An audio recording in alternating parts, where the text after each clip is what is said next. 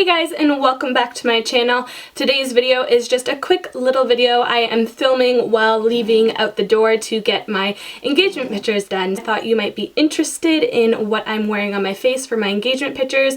As well, I thought I would start a wedding series because that's highly requested. I still don't know what to call it, so please let me know in the comments below if you have any ideas of what to call this. So yeah, this would be the first addition to my wedding series. It would be engagement picture makeup, or just any kind of picture makeup, just something natural, looks like yourself, just a little amped up. So if you guys want to see how I got this makeup look, then just keep watching. Okay, so starting with base, for a primer, I normally don't wear primer, but if you do, then obviously put it on, something that prolongs your makeup, because in photos, and I find just the stress of getting photos done, you want something that just kind of has longevity to it, because I find with a little bit of nervousness or stress with anything, your makeup can tend to come off quicker. So I normally don't wear primer, so I'm not going to wear primer for this. I'm going to wear foundation that I find sits on my skin really nicely. It doesn't have flashback. That is huge. I am using something that is a little bit more matte rather than dewy. Still gives me a skin-like finish, has longevity, lasts long, and no flashback. So those are some things you want to think about. And don't go and buy a foundation just for pictures. Just use something that you're comfortable and you really like on your skin. So I'm going to be taking my NARS Sheer Glow in Punjab and my Maybelline Fit Me in 125 Nude Beige. Taking my Real Techniques buffing brush, I'm just going to buff that into my skin for my first layer and see if that's enough, and if not, then I'll go in with a second layer. I want my skin to look nice and even. I don't want any blotchiness, so take your time. Like I always say with skin, take your time with your foundation, because nothing goes on nicely after if you don't have your foundation nicely blended out. I'm going to go in with what's left on my hand and just kind of go over areas that I know kind of comes off faster, gets red quick, and just needs a little bit of extra coverage. For concealer, I'm taking my MAC Pro Longwear Concealer in NW20, and I'm only putting a little bit of this in areas that I have maybe darkness or redness. I don't want to overload with the concealing and highlighting, because I want to look like me in the photos. I still want to look natural. I don't want to look like I'm wearing a whole bunch of filming makeup or just too much makeup. I just want to look like the enhanced version of me. So I'm just going to put this in the inner corner of my eye to brighten it just a little bit. And I'm using my ring finger for a natural finish. I'm going to go in with the Real Techniques. I think it's the contour brush. It's kind of rubbed off, so yeah, contour brush. And just kind of go over wherever I put the concealer to make sure that it's all blended out evenly, and there is no harsh lines. And then I'm going to go in with my Laura Mercier translucent powder and just set everywhere that I put the concealer. To bring in a little bit of warmth, I'm using the Ofra Millennium Gold. It's like a bronzer and a little bit of blush in it. But I'm just going to put this in all the areas I would contour, but kind of create a base for the contour so it doesn't look harsh when we do it. So it kind of fades it out nicely. So I'm just putting it in the hollows of my cheek, in the hairline, my forehead. Now going in with my favorite brush. I forgot where I put it for the longest time, but I found it, and it is the Loud Makeup Contouring Brush. It kind of looks like the NARS Ida. I absolutely love it. And taking my Charlotte Tilbury Sculpt and Glow palette and using the contour shade to chisel out areas. Again, I don't want to do a harsh contour. I want to make it look as natural as possible, because I don't want to have harsh line in photos. I want it to just look like my cheekbones are popping, alright?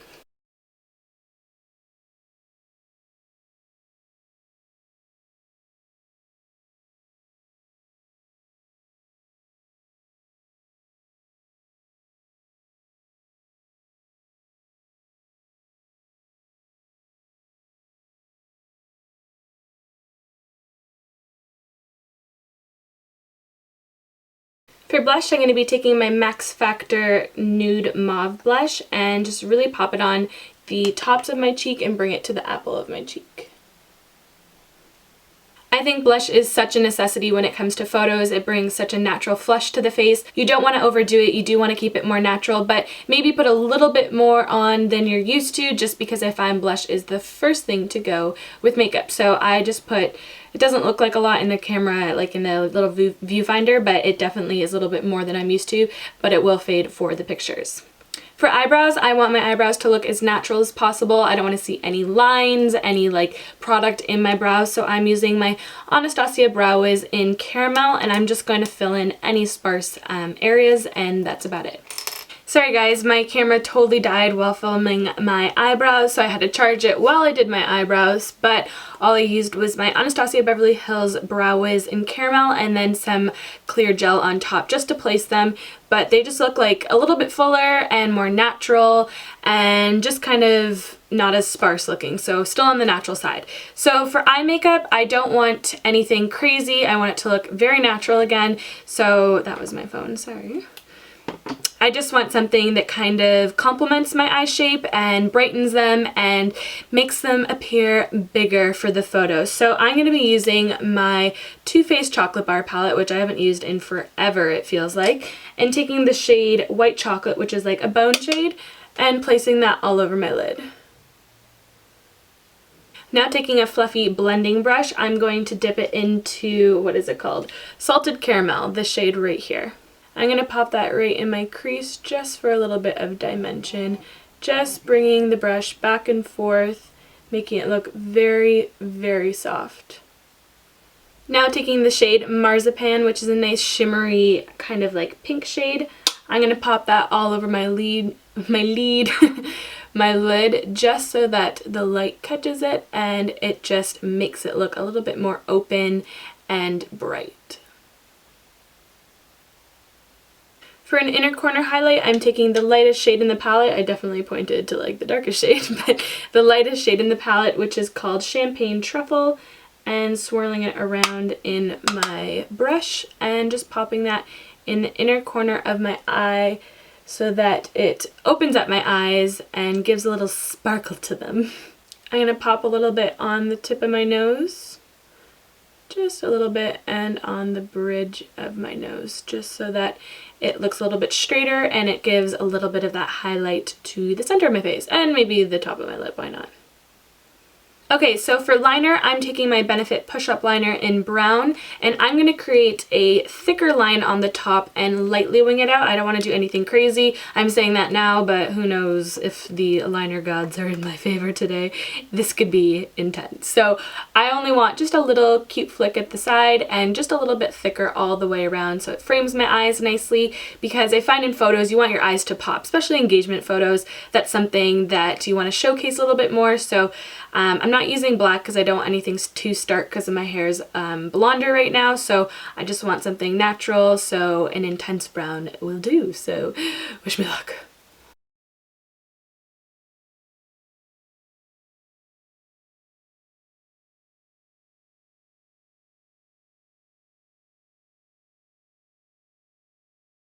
So the wings are definitely a little bit more than what I wanted, but it will totally do. I'm happy with this. I don't really care, to be honest. But I'm going to take my YSL Babydoll Mascara, do a quick coat because I'm going to be using my individual lashes. These are the Ardelle Duo lash. They're double flares and they're in the medium length. So I'm going to pop some of those on after my mascara.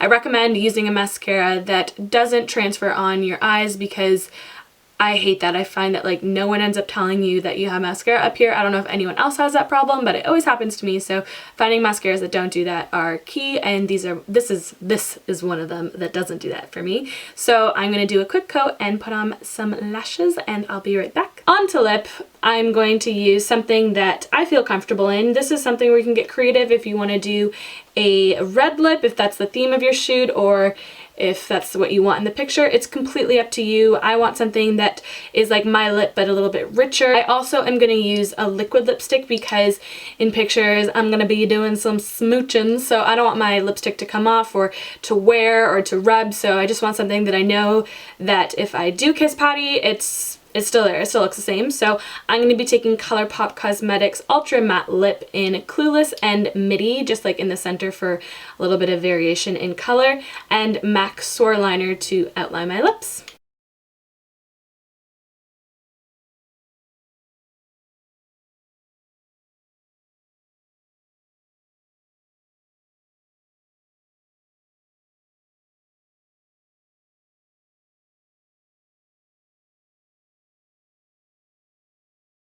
So this is the final look. I hope you guys enjoyed this tutorial. If you have school pictures, engagement shoot, wedding pictures, anything, you kind of learned some tips and tricks. This is just what I would wear. I am wearing to my engagement pictures.